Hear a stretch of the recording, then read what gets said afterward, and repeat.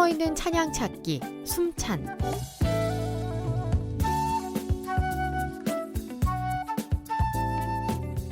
숨어있는 명곡 찾기, 보석 같은 찬양 소개 프로젝트 숨찬입니다. 숨어있는 명찬양을 골라서 여러분께 소개해드리고 라이브로 부르는 시간인데요. 이번 주 숨찬을 이끌어주실 분 소개합니다. 춘천의 늘찬양교회 이상철 목사님 모셨습니다. 어서 오세요. 예, 안녕하세요. 네, 목사님 그동안 어떻게 지내셨어요? 뭐 사역 다른 목사님들도 마찬가지시겠지만 사역이 좀 많이 바빴어요. 교회 사역도 많았고 대내외적인 사역이 좀 많아서 그걸 감당하냐고 좀 많이 바빴습니다. 네, 어떤 대내외적인 행사들이 있었어요? 뭐 내적으로는 뭐 마찬가지겠지만 우리 성도님들 신방하고 또 전도 다니고 그리고 외적으로는 교회 행사가 매주 있었다 보니까 그 행사 또 성도님들하고 같이 준비하고 또 치르고 또 다른 분들 초대하고 이러냐고 좀 많이 바빴어요. 얼마 전에 또 시니어 그림 전시회. 네네네. 지난 주말이었잖아요. 네네네네. 잘하셨어요? 정말 하나님이 너무 큰 은혜를 주셔가지고 저 예배당에 앉을 자리가 없었어요. 와. 그 오신 분들이 너무 좋은 반응을 보여주셨고 그다음에 그 작품을 또 출품하는 우리 어르신들이 너무 또 홍보를 많이 해주셔가지고 많은 분들이 오셨고 그리고 1부, 2부 이렇게 순서를 나눠서 이렇게 했었는데 1부는 문화 행사를 했어요. 공연을 했었는데 그 공연에 참여하시는 또 자원봉사 하시는 분들도 너무 기쁘고 행복하게 아주 즐거운 시간을 정말 많이 가졌습니다. 근데 또 그 시니어 분들에게도 엄청 특별한 의미잖아요. 그렇죠. 예. 내가 만든 그림을 그렇죠. 전시한다는 게. 그 요번에 이제 출품하신 어르신들 중에 혼자 사시는 분들이 굉장히 많았어요. 근데 가족은 있는데 혼자 사시는 분들이 많았어요. 그러다 보니까 가족 자녀분들이 우리 부모님이 일상이 어떻게 되는가를 잘 모르고 이렇게 지나가는 경우가 많았죠. 네. 근데 이번에 이 그림 전시회를 통해서 자녀분들도 너무 행복해 하더라고요. 우리 아버지 어머니가 이런 그림도 잘 그리시고 또 새로운 소질도 또 발견하게 되고 또 부모님의 일상을 자녀들이 와서 이렇게 또 보게 되니까 참 행복하고 즐거운 시간이었던 것 같아요. 그리고 출품하신 어르신들도 그 굉장히 뿌듯해하시고 많은 사람들이 와서 또 이렇게 축하해주고 응원해주는 그런 분위기 속에서 굉장히 행복해하시는 모습들을 정말 많이 봤습니다. 네. 앞으로 또 그런 행사를 계속 이어나갈 계획이 있으세요? 그럼요. 기회만 되면 사실 이제 계속 해나갈 것인데 사실은 이번 행사는 출품을 하신 우리 어르신들을 전도하기 위한 계획이었지만 네. 실제로 그 가족을 만나고 싶어하는 계획이 있었거든요. 예, 그래서 그 가족분들을 교회로 초청하고 교회라고 하는 것을 보여드리고 교회가 어떤 곳인가를 좀 알려드리고 싶은 마음에서 계획을 했는데 이번에 너무 행사가 반응이 좋아서 뭐 1년에 한두 번씩이라도 좀 더 할 수 있는 기회가 된다 그러면 계속 해 나갈 계획입니다. 그럼 그 어르신분들이 그림을 그린 건 네. 교회에서 이렇게 소속이 돼서 한 건지 아니면 다른 데에서? 그 다른 곳에서 그 일을 감당하시는 사역하시는 분이 계셨어요. 네. 근데 그분이 이제 저하고 어떻게 조인이 되면서 쉽게 말하면 그냥 이렇게 하나의 어떤 치매 예방 뭐 이렇게 취미 활동으로 이렇게 끝나버릴 수 있는 작품들이 전시회라고 하는 어떤 작은 공간을 통해서 많은 사람들에게 알려지게 된 통로가 된 거죠. 그래서 그분의 도움이 굉장히 컸었죠. 저에게 어르신들을 소개해주고 그 모아놨던 작품들을 또 소개하게 되고 그래서 한 집사님이 계셨는데요. 그 집사님의 수고와 헌신이 굉장히 컸던 그런 행사였습니다. 네. 그 전시회 공간을 또 이제 교회. 네, 교회 마당 바깥에서 야외에서 전시회를 했고 공연은 이제 예배당에서 했고. 진짜 이런 뜻깊은 행사가 다음에 또 그렇죠. 이어졌으면 좋겠네요. 그러니까 저희 성도님들에게도 굉장히 큰 도전이 됐고 그리고 행사에 참여하신 그 지역에 계신 다른 분들도 너무 반응이 좋아서 계속 해나갈 계획을 갖고 있습니다. 다음에 또 하시게 되면 알려주세요. 네, 알겠습니다. 감사합니다. 널리 홍보하겠습니다. 네, 감사합니다. 네.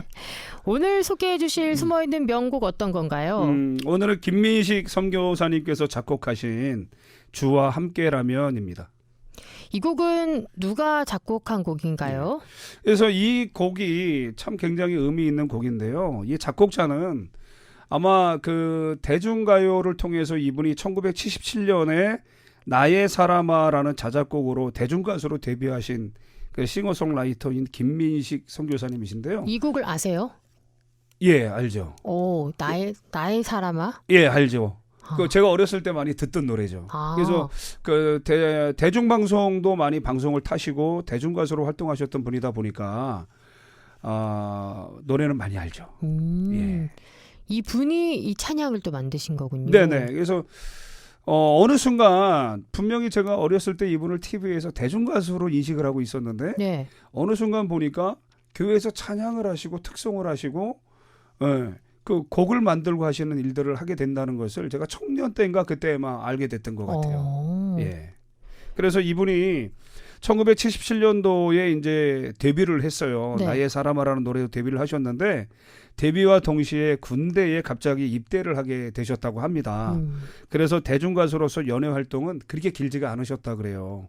왜냐하면 제대한 후에 한 1980년도 그때 군 제대와 함께 연예인 교회에서 등록을 하게 되고 교회를 다니는 동안에 그 교회에서 이제 주님을 만나고 신앙이 깊어지면서 찬양 사역자의 길로 들어서게 되었고 이 복음성가 1세대로 든든하게 자리를 잡게 되었다라고 이렇게 말씀하시더라고요. 이분이 만든 곡이 어떤 것들이 있죠? 뭐 그날이 도적같이, 그다음에 영원한 사랑, 그다음에 불 속에라도 들어가서 등등 여러 곡들이 있으시더라고요. 그런데 이분이 물론 이제 예수님을 믿고 찬양 사역을 오래 감당하셨지만 또 찬양 가운데 주님을 만났던 일화를 잠깐 말씀해 주시더라고요. 예. 어느 날 교회 부흥회에 그 특송을 이렇게 부르던 날이 있었다 그럽니다. 그런데 그 특송을 이렇게 부르는 중에 갑자기 뜨겁게 임하시는 성령의 은혜를 체험하셨다 그래요. 그러고 나서 그 성령의 체험이 있은 후에 이 세상의 어떤 성공에 대한 미련을 두지 않게 되었고 일평생 모든 지각에 뛰어나신 하나님의 평강을 누리는 삶을 살게 되셨다.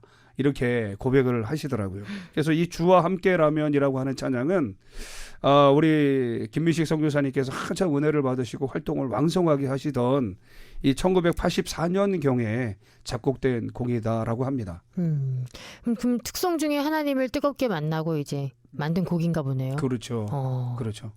그럼 이 곡을 왜 추천하고 싶으세요, 목사님? 이 곡을 우리 뭐 많은 성도님들이 아실 텐데요. 가사가 정말 너무 이렇게 아름다운 곡이거든요. 곡도 그다지 이렇게 길지 않고.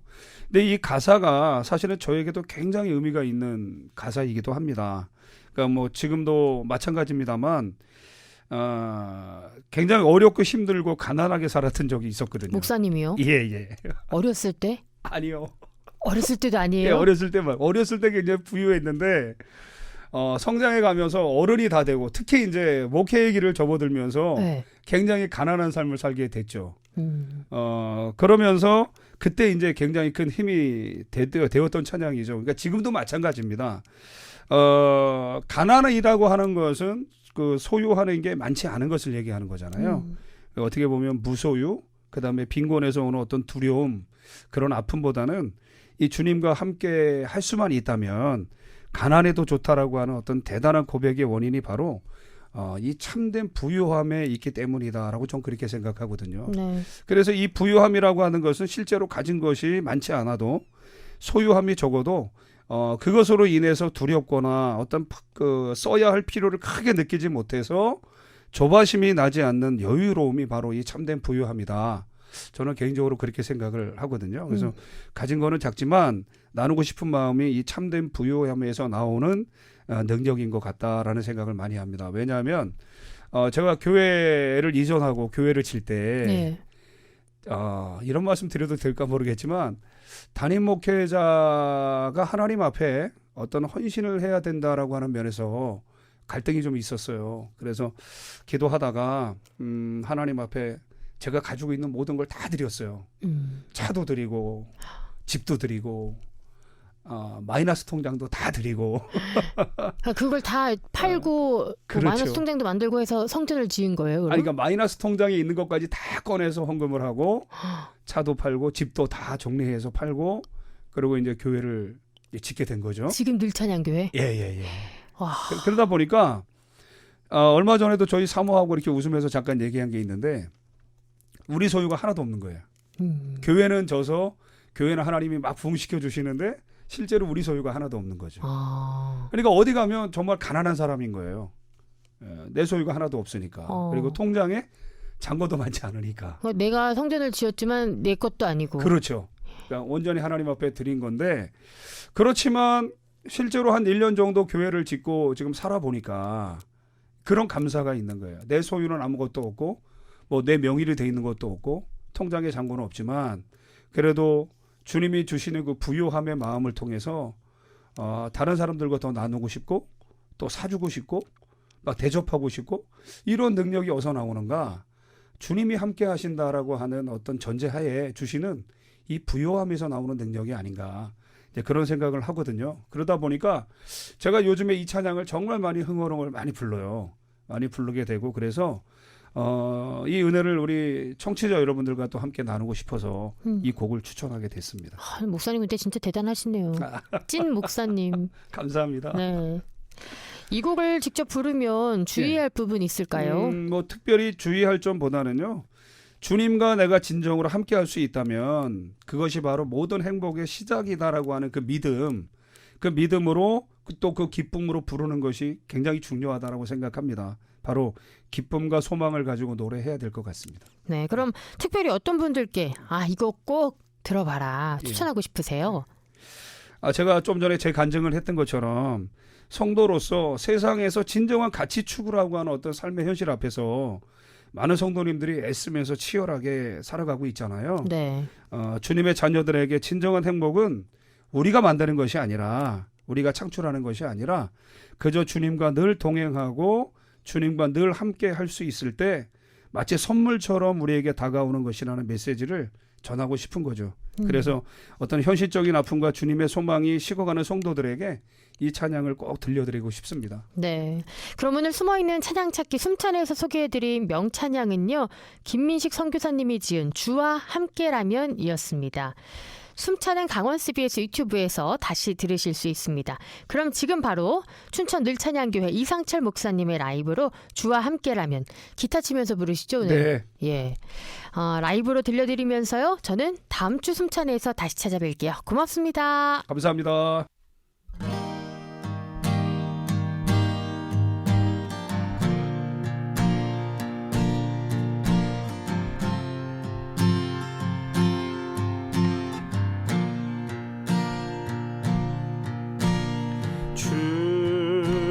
주와 함께라면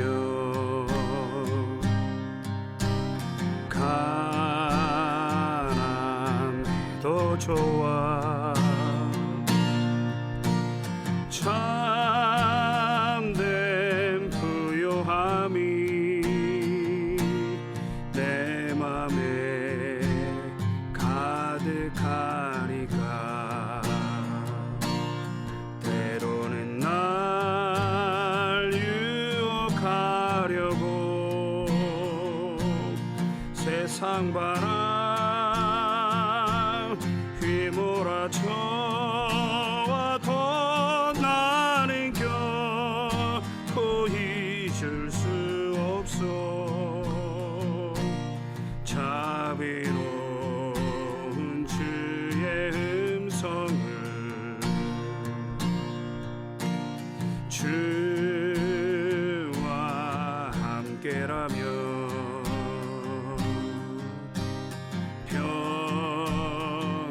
병들어도 좋아 참된 강건함이 내 맘에 가득하니까 때로는 날 넘어뜨리려 거친 파도 휘몰아쳐와도 나는 결코 놓을 수 없어 따사로운 주의 손길을